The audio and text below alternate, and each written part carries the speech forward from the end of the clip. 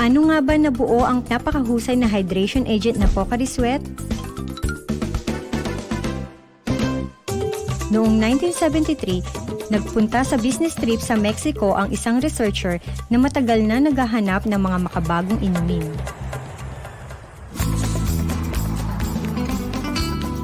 Sumakit ang kanyang tiyan at ito ay nauwi sa dehydration at siya ay naospital doon. Sinabi ng kanyang doktor, kailangan niyang maibalik ang nawalang likido sa katawan niya para gumaling siya. Nang sandaling iyon, naalala niya ang ininom ng isang doktor matapos magsagawa ng operasyon.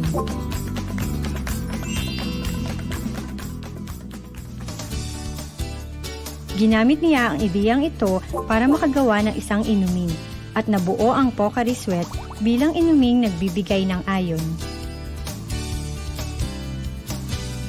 Gumawa tayo ng inuming mabuti sa kalusugan at kahihiligang inumin ng mga tao sa araw-araw.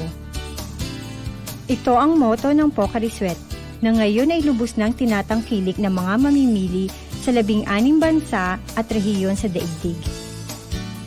Wow! Masasabi na nating ito ang pinakamahusay na iron supplement drink sa buong mundo. Bahagi na ng buhay nating mga Pilipino ang sports. Mula sa panahon ng unos, sa tamis ng tagumpay,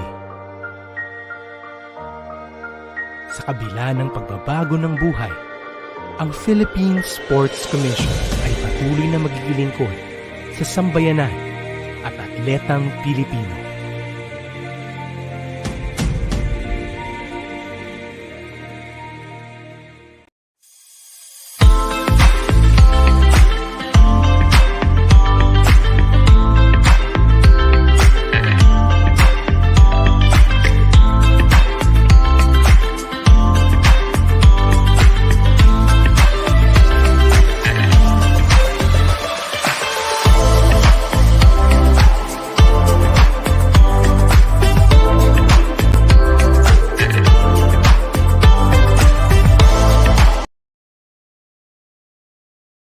There you go. Hello guys. Magandang hapon po sa inyong lahat. Hello. I just wanna take this time to greet and to welcome atin pong mga viewers all over our PSC social media accounts. Good afternoon po sa inyong lahat. Ako po si Joash Ricanor from the PSC Public Communications Office. And syempre kayo po ay ating nasa programa ng Philippine Sports Commission. Ito po ang People's Sports Conversations and syempre today is May 26. 26 na po ng 26th day of May at patapos na po tayo sa buwan ng Mayo pero patuloy pa rin po ang Philippine Sports Commission na magbibigay ng updates and syempre news and updates of our programs and activities. Syempre at the same time highlighting ang atin pong mga atletang Pilipino and patuloy po natin gagawin yan every Thursday and right now kasama niyo po kami and as I give you ating latest updates all around the Philippine Sports Commission. Pero bago tayo magsimula, I just want to greet yung mga nanonood po sa atin. We are simultaneously streaming live right now. Hindi na lang po sa Facebook pero maging sa ating pong Twitter and YouTube channel. So sa mga nanonood po sa atin all over our three platforms, hello po sa inyo, good afternoon, and I just want to greet yung mga viewers po natin. Sabi ni Arthur Valdez from our Facebook, Mabuhay Philippines, ayan, hello po. And syempre sabi ni Rosario John Lister, pa-shoutout, pa-shotput sabi niya pero pa-shoutout feeling ko ang kanyang ibig sabihin, pa-shoutout daw sa ating Team Philippines. Hello po sa inyong lahat and syempre ngayong hapon po na ito, we have a very special episode coming right up this afternoon dahil makakasama po natin, I think one of the most sought after na nating national teams natin na ating sinubaybayan nito pong kakatapos lang na 31st Southeast Asian Games in Vietnam where we saw and witness yung kanilang one of their greatest achievements sa larangan po ng sport ng bowling and later we'll get to know them, Syempre kasama natin ang ating guest MC to have a very fun and light conversation with them. Sabi ni Anna, Montuya, watching from Taiwan. Hello po sa inyo dyan. Hello po sa inyo mga kababayan pa natin, for our Filipino communities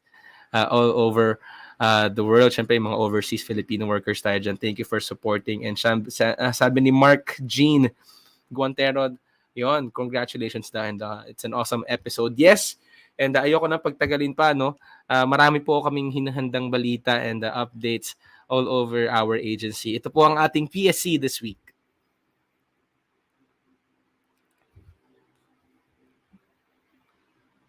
Alright, sisimulan po natin ang ating news updates all over the Philippine Sports Commission. On Saturday po, no, just want to take this time dahil in a few days from now, magsisimula na po ang ating third PSC Inter-Secondary Girls Volleyball Competition.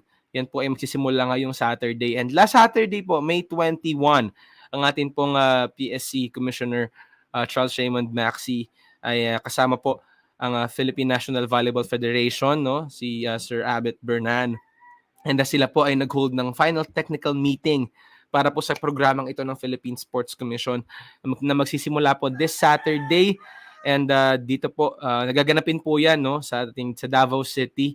And ang kanila pong meeting last May 21 was held sa ating pong PSC Mindanao office.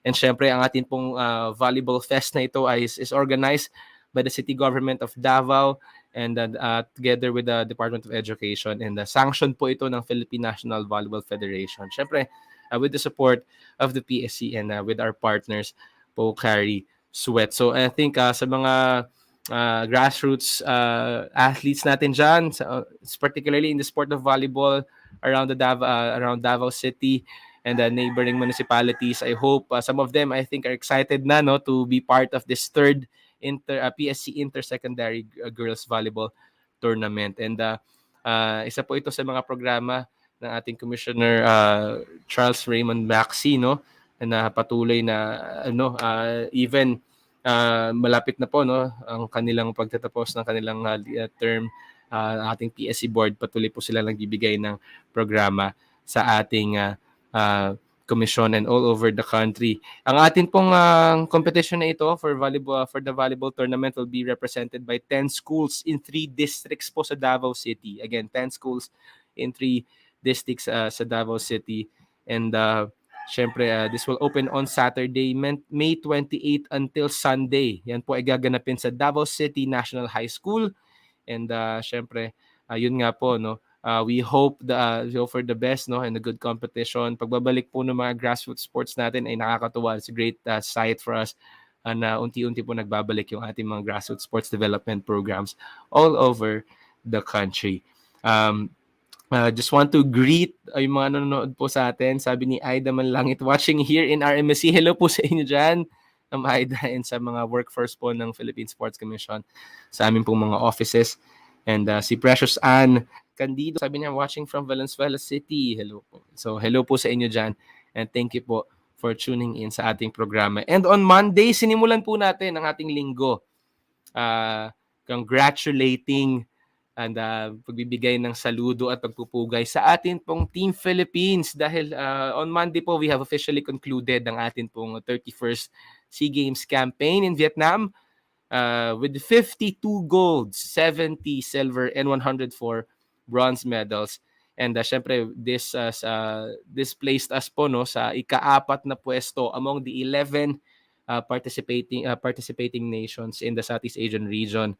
And 4th place po tayo with 52 golds, 70 silver, and 104 bronze medals. And syempre, just want to take this time, no, para pasalamatan po ang ating mga sports heroes, ang ating po mga national athletes and coaches, ating pong mga team and sports officials, maging ang ating pong mga PSC officials, no, from our Commissioner Mon Fernandez, our CDM for Team Philippines, ang ating pong PSC support group na nandun po sa Vietnam, and syempre our medical team na talagang umalalay po sa ating atletang Pilipino. Isang maraming salamat po. We're very proud of you.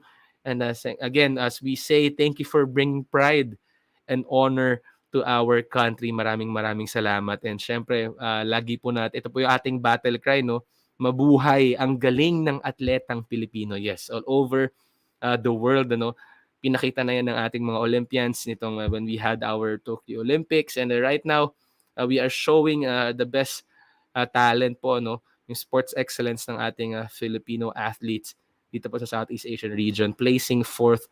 And later, I'll share with you guys kung ano po ang shinare sa atin din ng ating minamahal na Chairman Butch Ramirez on his personal assessment po, no, dito po sa ating performance ng ating Team Philippines sa 31st Southeast Asian Games sa Vietnam. We'd also like to congratulate as well ang ating mga neighboring countries, most importantly yung host country, no, Vietnam, for taking the title, no, overall title ng 31st SEA Games. So syempre we have enjoyed that that feeling, no, of being the overall champion when we were crowned first place na overall champion when we hosted yung SEA Games ng 2019 dito po sa sarili nating bansa. And syempre, we know the feeling, no? Kaya congratulations po sa ating neighboring countries and Vietnam. I believe sumunod po ang Thailand and Indonesia, and then the Philippines. So congratulations po again to all the 11 participating nations. And patuloy po yung tema nga po ng ating SEA Games, 31st SEA Games, for a stronger Southeast Asia. So we hope that in sports, sabi nga ni Nelson Mandela, I just remembered, ang sports po is a unifying factor, ano, in the chaos na meron sa paligid natin. Sports unifies everyone. So patuloy yan na magiging battle cry natin, hindi lang po sa ating bansa, maging sa buong mga sa Southeast Asian region po. And on Tuesday, May 24, ito meron kaming i-share, no? Minention ko kanina that unti-unti na pong bumabalik ang mga programa ng Philippine Sports Commission, especially on the grassroots level. Kaya meron po kaming ipapakita sa inyo right now. Teaser as well. Ayan, kung nakita niyo po yan all over our social media platforms, yan po, no? Coming soon, this 2022. Ano kaya yan? Nakasilip po sa upper right, no? Kung kayo ay nanonood now sa ating stream, sa ating Facebook Live, wherever that is, pwede po kayong mag-comment. Hulaan nyo, ano kaya yung parating na yan? Ano? Meron po kaming hinahanda ng Philippine Sports Commission para po sa ating mga local government units, sa ating mga grassroots sports development and mga LGUs natin. Something to look forward to. Tingin ko, hindi na tayo bago, no, kung ano man tong programa na to. But it is coming very soon, ngayong taon po na yan. So we hope na for your full support, no, maging sa ating mga athletes all over the region na matagal nang naghihintay. I think we last commence itong programa na ito. Ginawa po natin ito last 2019, I think, sa Puerto Princesa City sa Palawan po, no, yung ating last previous edition rather ng ito pong programa na ito. So yan na, nakasilip na yung mata and sombrero ng ating logo yan sa ating programa na yan. So something to look forward to. And also on Wednesday naman po, nagsara po, no, officially another part po ng mga grassroots sports program po ng ating Philippine Sports Commission. Officially po, nagsara na po ang ating deadline of registrations. Ito naman po ay para sa darating na Zumba Barangay Pilipinas, yan, online dance challenge. So, as you know, in the few episodes po that we had, ay ina-announce po natin that you can always, you can try to join, no? Mayroon pa yung mga women's sports athletes dyan, mothers and children. If you want to join this program, meron po yung criterias that you need to consider if you want to join. At the same time, yung mga prizes po, no, kung saan pwede po nyong makamit yan. And there you go for our first place, second place, third place, and meron po tayong 20 special awardees. Yung matatanggap po sila na cash incentive. So, ayan po ang ating Zumba Barangay Pilipinas. Formally, nagsara po yan kahapon. No? And also, ang atin pong para Sports Coaching Webinar Series 2.0, yan po yung second edition natin, ano, ay officially nagsara na rin po kahapon ang deadline of registrations. Ito po ay will be held on May 30 to June 3, highlighting 5 para sports.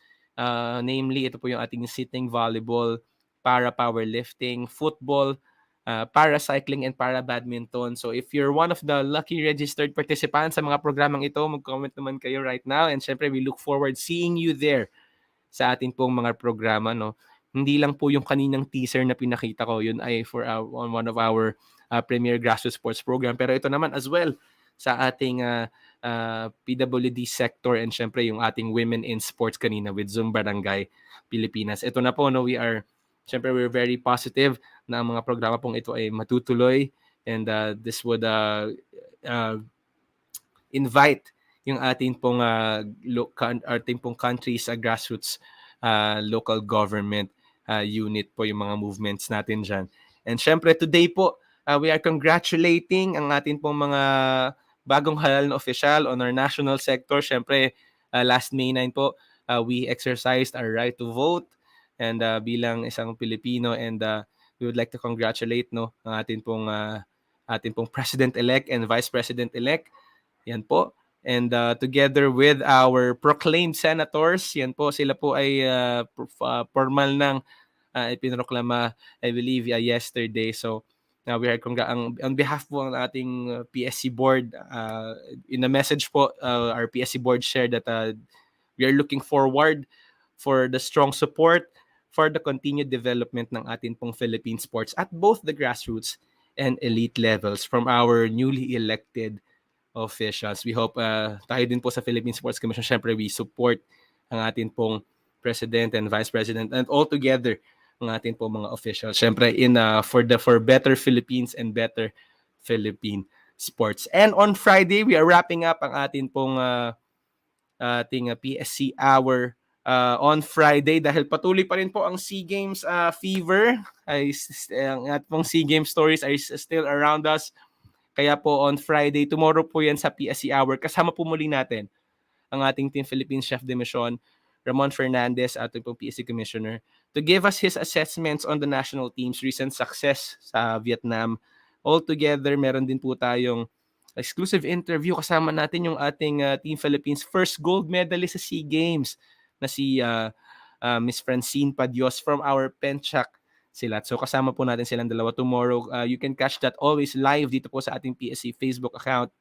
Also on Radyo Pilipinas 2. And syempre, I just want to share, no, binahagi po ng ating chairman kanina with regards to our Team Philippines. No, in a statement po, sinabi po ng ating Chairman Ramirez that ang ating pong country's overall performance in the just concluded 31st Southeast Asian Games in Vietnam was nothing to be ashamed of. Yes, that's totally correct po, no. A good finish po, in fact, considering the challenges that our Filipino bets had to face in the build-up to the meet. So, sinabi po ng ating chairman, and I quote, "Our performance in bringing home 52 gold, 70 silver, and 104 bronze medals in placing fourth overall in the medal standings was a good finish despite the various challenges our national athletes had to face amid the COVID-19 pandemic before competing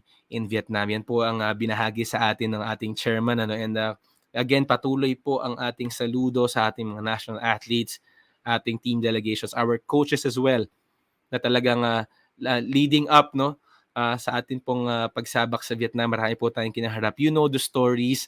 And syempre, yung mga viewers natin sa People's Sports Conversations, narinig po natin yan mismo sa ating mga atleta in our previous episodes from this year to last year po, no. Marami po tayong narinig na kwento of challenges and overcoming them as well. And ito pong resulta ng ating 31st Southeast Asian Games was a true testament na kung gaano po katibay ang puso ng atletang Pilipino. And pinapakita po natin na even in the midst of the challenges, no, patuloy po nagde-deliver ang ating atletang Pilipino ng karangalan para po sa ating bansang Pilipinas. So again, congratulations po. We hope that you could share that as well, no? Ay mga viewers natin, I hope we share the same sentiments in congratulating ang ating pong Team Philippines. There you go.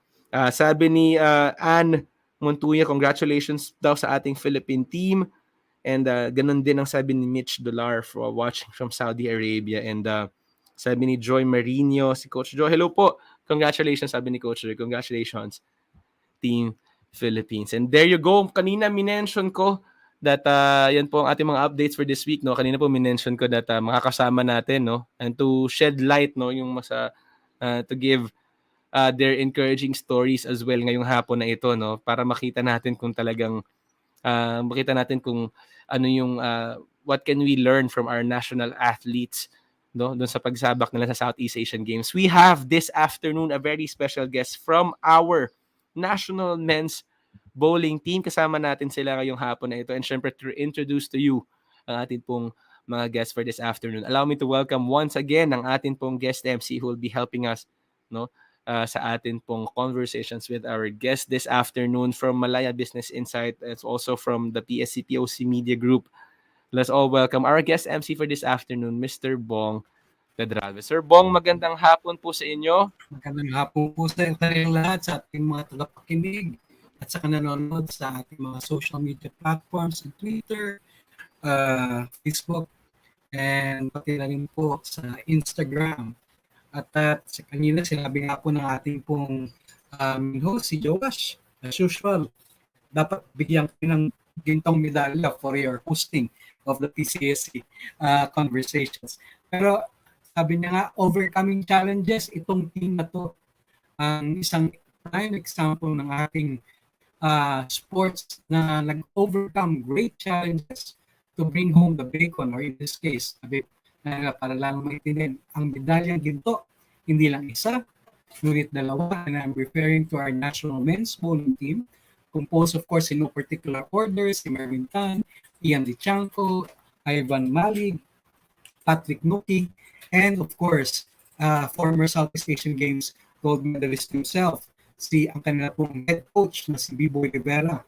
So, paunlakan po natin sila, bigyan ng sigurong palakpakan to tell their story in the Southeast Asian Games.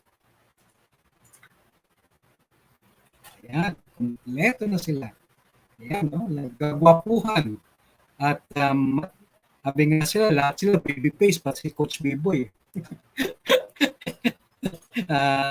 Hindi sabi nga, hindi tulak kabigan. Just for the record, para yung mga hindi na nakita o nabasa, ang ating pong national men's bowling team broke several milestones. Gamitin natin bowling lingo kasi break left, break right.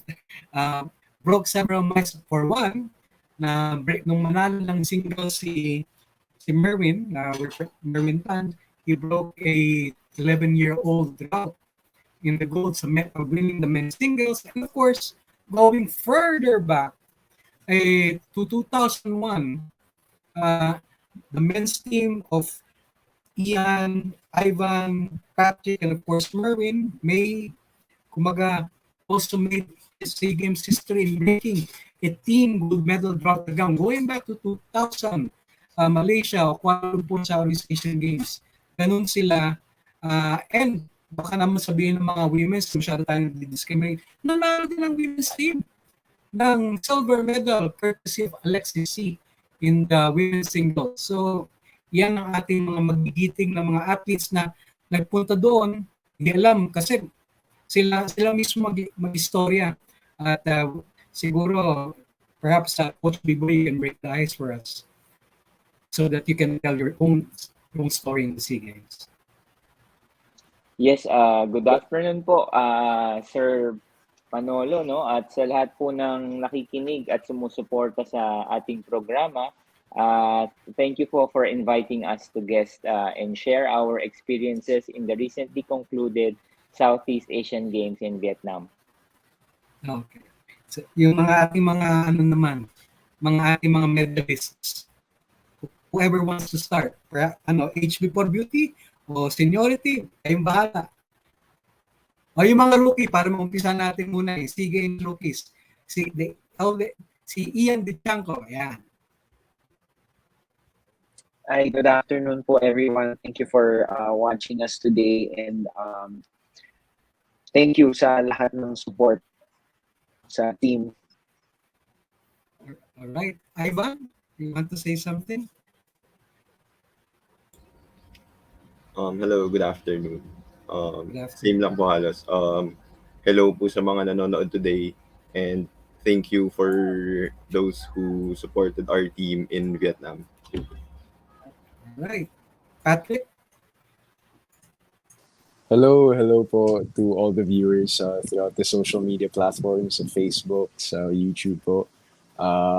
Thank you po for inviting us to the show to give us a chance to share our stories from yung recently concluded na 31st Southeast Asian Games. So, thank you po sa mga sumuporta. Thank you po sa mga nanonood po ngayon. Okay. Si Merwin, of course. Last but certainly not the least. Hello po. Good afternoon po. Thank you po sa pakikinig sa aming show. Thank you for the prayers and support. Oh, ang dating ni Merwin, parang K-pop talaga eh. Anyway, so can you tell us your own experiences? Ano naging expectations ninyo? Alam natin na medyo natagalan na nawala sa spotlight ang bowling, especially sa Southeast Asian Games. What were your expectations, Coach Biboy, entering the Vietnam, now that in hindsight, na nakakuha kayo ng ginto at saka naka-silver sa women's? Well, What ano were po, your- going into the Southeast Asian Games po, no, and for the longest time, we were seeded 4th or 5th, no, behind the powerhouse countries of Singapore, Malaysia, Thailand, and Indonesia. So, just like for the previous 2019 SEA Games, we just promised and vowed to do our best to end the gold medal drought of the Philippines in singles, doubles, and the team events, no po. So, we were just simulating here in the Philippines before we went there. We were exhausting all possible sources, scenarios that will help us perform our best dun po sa Vietnam. Okay. Unahin mo natin yung men's team. Kasi sila yung pinaka-latest na. How does it feel? If for the benefit of our listeners, tatlo dito sa nanalo sa gold medal were also members of the four-man team that won a bronze medal in the World Championships in Dubai last December. Yun si Merwin, si Patrick, and si Ian. So, ano yung feeling talaga na kayo, sabi nga, four-man din, dapat may teamwork, dapat may chemistry, dapat lahat kayo in sync.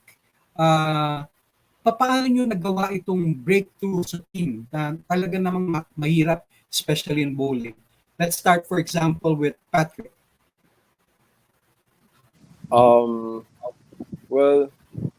for us to get this gold medal, I think we all agree na we went through a lot. We went through so much training and preparations. Even after yung Dubai World Championships in Dubai, where we got the bronze medal, we started already getting back to work and training for the SEA Games. Even though back then, wala pang official team, we already started getting back to work. So I would say na yung preparations for the recently concluded SEA Games was matagal po yung preparations namin. So we had so much time to take care of our equipment, yung mga game plans po namin for yun nga yung SEA Games this sa Hanoi. So ayun po, I think that's what led to our success this SEA Games and winning this gold medal. Go, Ian, what can you say about yun? Actually, About the I team gold agree. Yeah, this is a very memorable achievement din for us. Kasi po, just like what Patrick said, talagang we really prepared for this event even after namin mag-bronze doon sa Dubai. And siguro to add to what Patrick said, apart from yung physical game namin sa bowling, we also have to take care of our mental skills as well as yung physical namin physical preparedness siguro namin to compete. So there are challenges along the way. It wasn't that easy kasi given the pandemic rin, syempre there are times na biglang magtaasan yung cases. And so we also have to, of course, take care of ourselves. But at the same time, we have to also train for the Southeast Asian Games. So it was a challenging journey, but having achieved or earned this gold medal, very rewarding, and we're very thankful for the opportunity and for all the support. Ikaw naman, Ivan, considering na ikaw yung basically quote-unquote newcomer, pero were you able to mesh with the rest of your teammates? And in fact, kaya nga kayo nakapag-ano, kasi you lifted each other up. Because you were part of the bronze medal team in Dubai. Paano ka nakapag-mesh with them and kumbaga to be in sync with them? Well, even though I wasn't part of that team, sabay-sabay naman kami nagpa-practice dito sa Manila. So, in terms of meshing, it wasn't that easy, pero hindi rin siya sobrang hirap. And then, in terms of preparing for the Southeast Asian Games, as Ian said, of course, we trained physically on our game. But aside from that, we also had a lot of mental sessions because we know that playing in something as big as the Southeast Asian Games, we needed to have a lot of mental toughness kasi and looking back in hindsight, hindi siya magiging okay lagi. Like there will be times na magiging sobrang hirap. So that's where the mental training came into play. Sino naging sports psychologist nyo, Coach Biboy? We are under po Coach Marcus Manalo. So he has been with the team since 2019. We approached him po early part of 2019 to help us with our mental skills program and training. And I know very busy po yan si Coach Marcus, no? But still, of boxing po, yes. Still, he gave us time and accepted our request for him to help us out with our mental skills training for bowling. Si Merwin naman, sabi mo nga in our last interview before you went back home na kumbaga kung pipiliin ka between the team goal and the individual goal, mas gugustuhin mo itong team goal. Would you tell our listeners again why this meant more to you than the individual gold medal that you won? Yes po. So, mas masaya po manalo as a team kasi po lahat po kami uuwi ng medalya. Yun yung pinaka the best. At saka yung lifting each other up. Yun nga. Ngayon naman, punta tayo naman sa para kumbaga sa suspense kay Merwin. Patuloy natin yung interview kay Merwin sa gold medal man sa individual. Kasi not too many people na talagang sa butas ka ng karayong dumaan para mo makumit yung medalya. In fact, literally snatch it from the front running bowler para makuha. Could you again recall your last game? Not necessarily frame by frame, especially yung six-bagger that led to the strikeout para makuha mo yung gold medal. Storya na kami nung pakuha yung gold medal. Sa men's. Yung first few games, actually hindi po yung first few games. Sa kalagitnaan ng game, nagkaroon po ng struggle sa games. Then ginawa ko lang po yung best ko na maka-recover. Iniisip ko lang po na maximize lang yung shots, maintaining good shots. Um, Yun lang po. Then bahala na po si God na kung mag-strike or Nakatulong din ba yung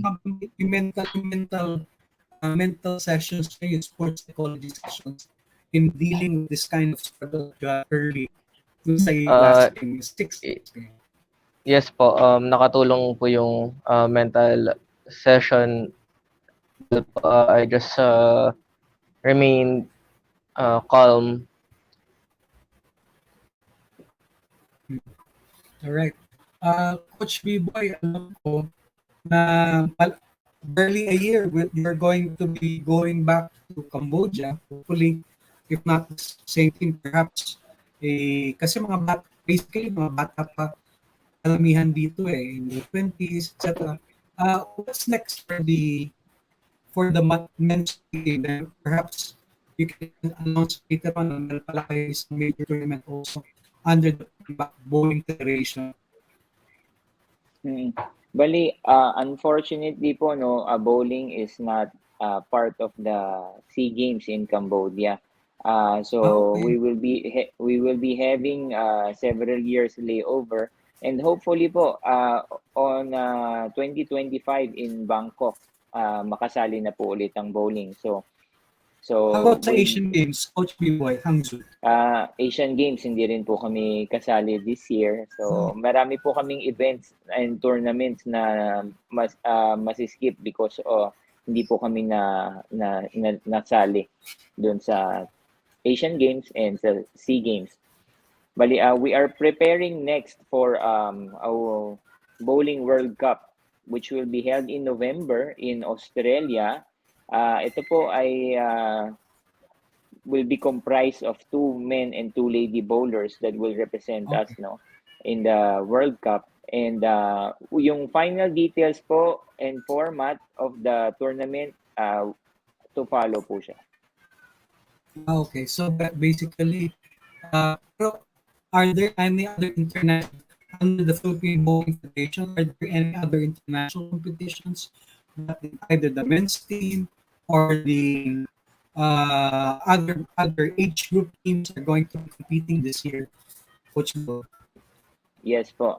Next month po, June 18 to 30, the youth team, the under 21 team of the Philippines will be leaving for Helsingborg, Sweden to participate in the under 21 World Championships po, no? This will be the first youth tournament since pandemic, and we have started our preparations last January, regardless po kung matuloy o hindi. We just wanted to prepare our bowlers just in case matuloy po siya, dahil ito pong event na to na-postpone po siya. It was supposed to be last 2020, kung saan po na dapat si Merwin kasali pa, but because 2 years has passed, ngayon po ay hindi na po siya eligible to bowl this tournament. Sino sir, Coach Biboy, ang ating mga magiging participants sa boys and girls?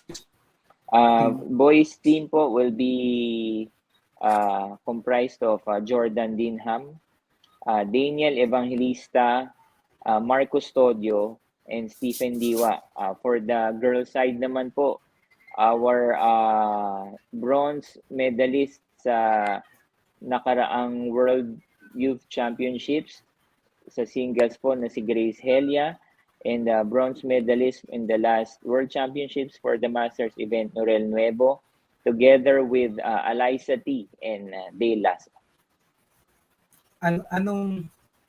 Do you think itong ating pagpapanalo dito sa SEA Games will inspire our youth bowlers, our junior bowlers to do well next month in Sweden, Coach Biboy? Yes. Malaking bagay ba ito impact sa kanila? Yes, definitely po. It's a moral booster for all the youth pool bowlers, not only to those representing us in Sweden, but as well as yung whole bowling population po ng Philippines, no? Ito pong ating representatives sa Sweden, they always look up to our national team members, trying to emulate or kung ano po yung mga ginagawa nitong ating mga kuya at ate nila. Oo nga eh.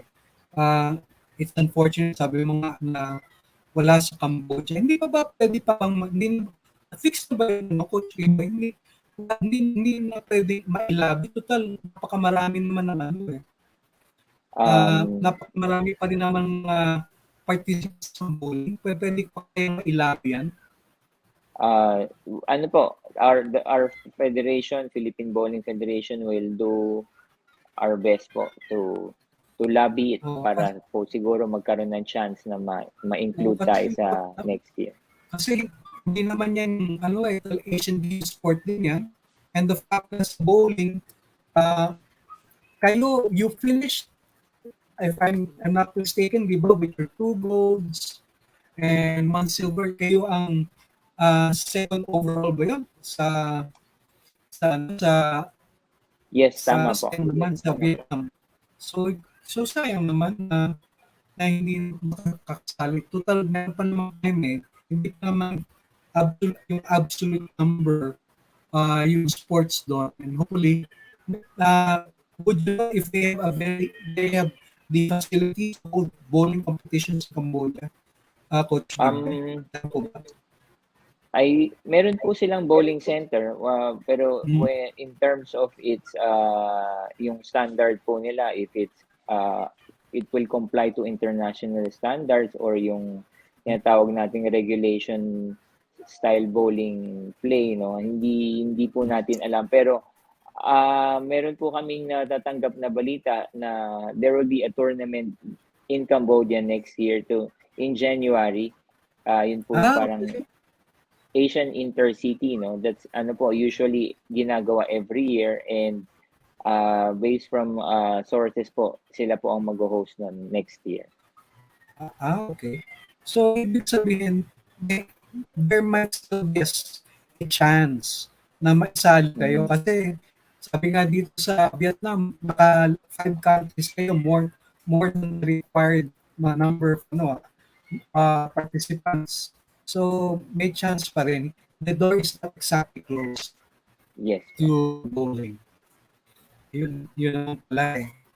Kasi sayang naman kasi ang hirap ba, parang di ba, it's a sport that also it's a game in itself. Bowling is a game of momentum. Once you get into that groove, tutuloy-tuloy yan o di ba? Tapos pag nahinto, alam ko, there might be some very good development sa Philippine Bowling Federation later na lang para maso-surprise na sila. And of course, sabi nga nung ating Secretary General Nuqui, we will move heaven and earth na maibalik ang bowling sa SEA Games. We're about a few minutes before we go. Any parting words from all of our members?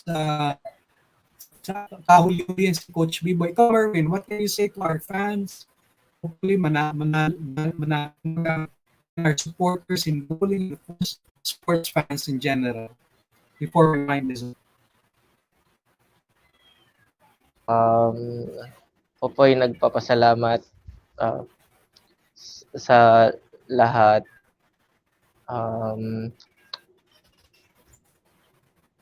Yun lang po siguro. Thank you very much, and God bless to everyone. I love you all.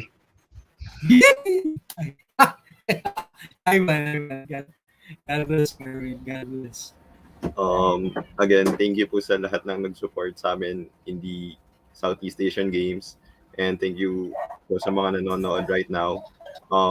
We'll get back to work. We'll continue to improve for whatever tournament we can play in, and then hopefully you guys continue to support us. Of course. Ian? Ay, opo. Ganoon din po, I would like to thank everyone at home who watched our games. Gusto ko rin pasalamatan po yung coaches namin, Coach Biboy, Coach Jojo, Coach Jay, and sila Tita Bong, Tita Gina, na sumuporta po sa amin while we were in Vietnam. Of course, PSC and Philippine Bowling Federation po. And I look forward po sa more tournaments. Hopefully makasali ang bowling, and sana itong pandemic ay talagang maging mawala na rin, hopefully, para at least yung mga tournaments and events, international and local tournaments, matuloy na ulit. Yun lang po. Okay. Thank you. Alright. Patrick?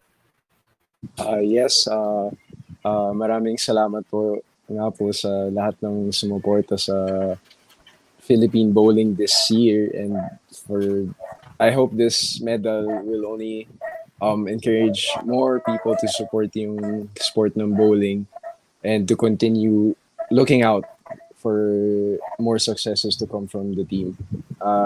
Maraming pong salamat sa PSC po, sa Philippine Bowling Federation, for continuously supporting yung team namin sa pag-compete in various tournaments, including the SEA Games. So, I'm very much looking forward din po sa mga tournaments to come, whether it would be the World Cup or another SEA Games bowling tournament. So, maraming salamat po. I know everyone was looking forward to this gold medal from our team, and salamat po sa panonood, at sana tuloy niyo po kaming supportan. Thank you. And of course, Coach Biboy. Yes, again po, our sincerest gratitude po, no, for all our supporters who has been praying for our team even before the game started, no. Of course, POC and PSC for giving us the chance and the opportunity to compete, as well as providing us with everything that we can possibly need in order to compete our highest level. Philippine Bowling Federation po for always being there for us. Our coaches, Coach Marcus Manalo, Coach Albert Rolly, our strength and conditioning coach, Coach Jojo and Coach Ray, tirelessly po, laging nandyan, even anything, even not bowling related that can help the team, ginagawa po nila. And of course, the media po, na I'm sure very happy for our success, always rooting for us, always pushing us to be back on the map, no? Many things po sa inyo, and my only promise to all our supporters is that regardless of tournament, maliit, malaki, we will do our best to give pride and honor to our country. In other words, don't expect them to fade away from the limelight. Bowling is back. At kami po papasalamat again sa PSC, kay Joash, for having invited us, and hopefully there will be more breakthroughs in bowling to come. Strike lang na strike. Maraming salamat. Alright, maraming salamat po again. This was a fun conversation. Hindi ko lang alam, Coach Biboy, kung kanino yung I love you ni Merwin. Hindi ko alam kung may nagki-claim ngayon sa ating comment section sa ating Facebook Live, but real lang po. But there you go. Salamat po. Super thank you guys for joining us.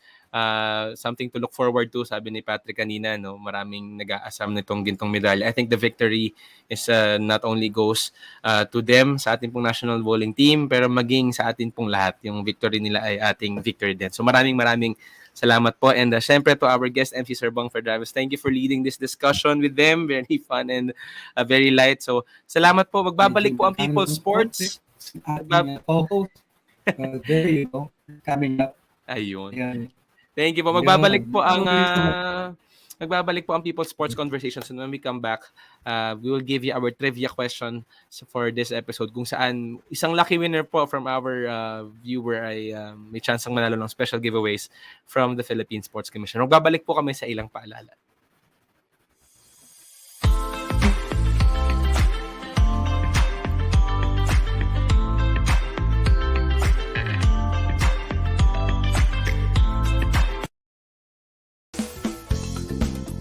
Paano nga ba nabuo ang napakahusay na hydration agent na Pocari Sweat? Noong 1973, Nagpunta sa business trip sa Mexico ang isang researcher na matagal na naghahanap ng mga makabagong inumin.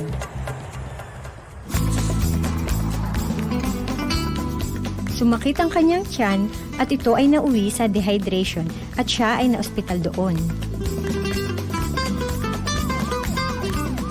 Sinabi ng kanyang doktor, kailangan niyang maibalik ang nawalang likido sa katawan niya para gumaling siya. Nang sandaling iyon, naalala niya ang ininom ng isang doktor matapos magsagawa ng operasyon.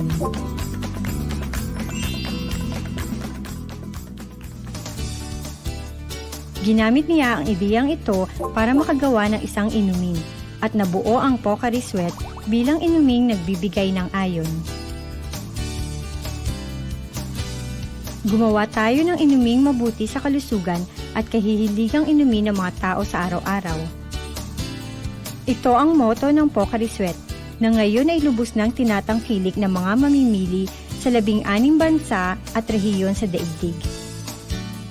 Wow! Masasabi na nating ito ang pinakamahusay na iron supplement drink sa buong mundo. Bahagi na ng buhay nating mga Pilipino ang sports. Mula sa panahon ng unos, sa tamis ng tagumpay, sa kabila ng pagbabago ng buhay, ang Philippine Sports Commission ay patuloy na magigilingkod sa sambayanan at atletang Pilipino.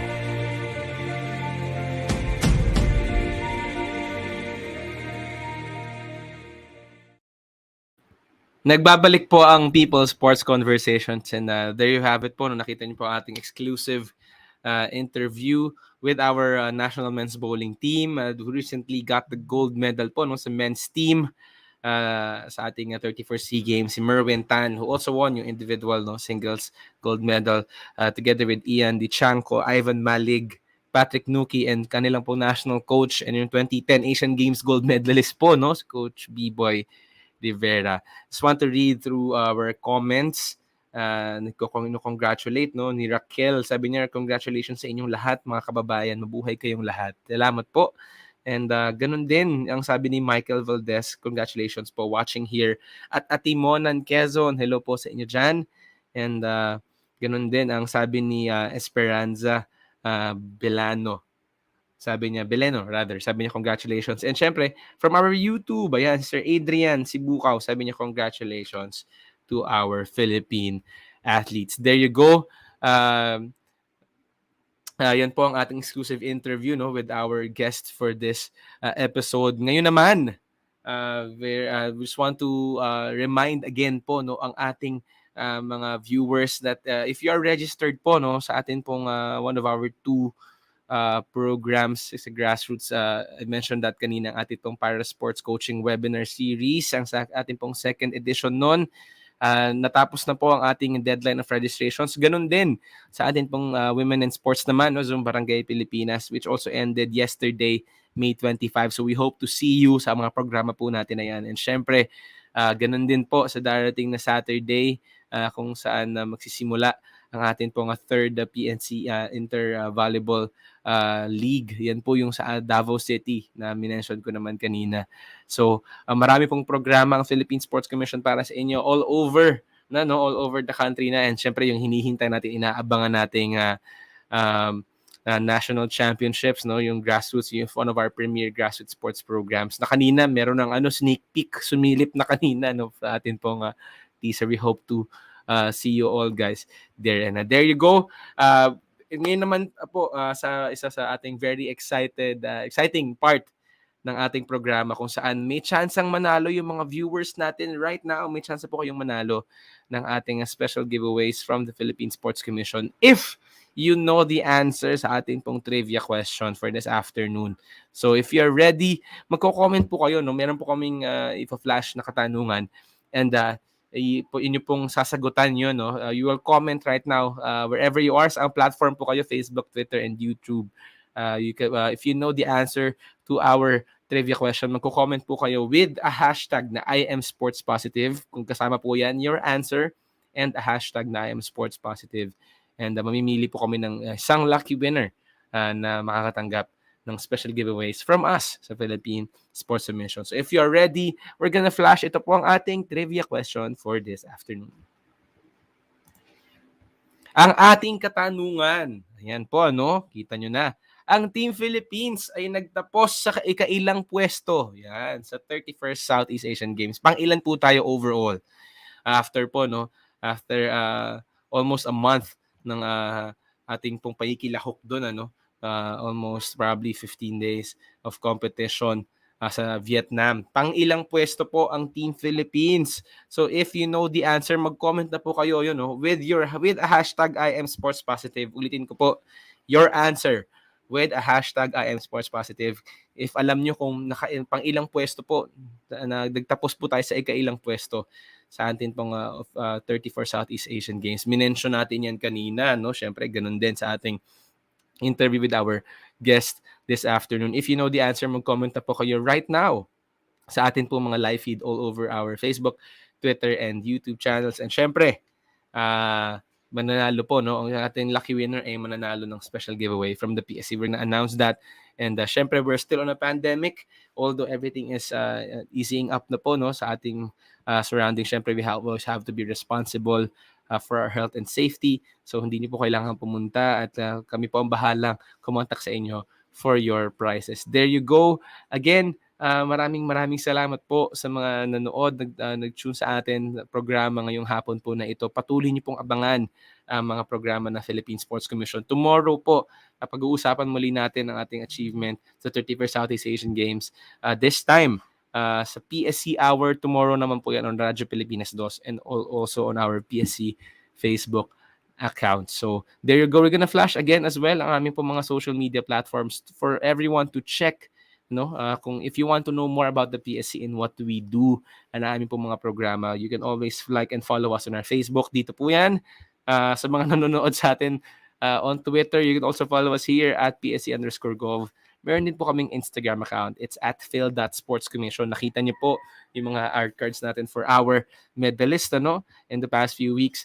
We also have our YouTube channel sa mga nanonood sa atin sa aming pong YouTube channel. Please subscribe as well. I-like niyo na po ang ating video and subscribe sa Philippine Sports Commission. And syempre, for official announcement, always check ang atin pong www.psc.gov.ph.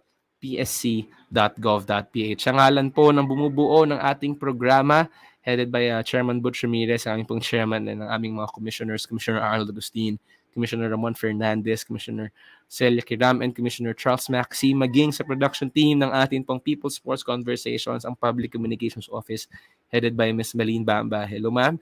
And the rest of the team, maraming salamat po. Ako po si Josh Ricanor. We will see you next Thursday for another episode of People's Sports Conversations. Goodbye, everyone. Stay safe, and God bless.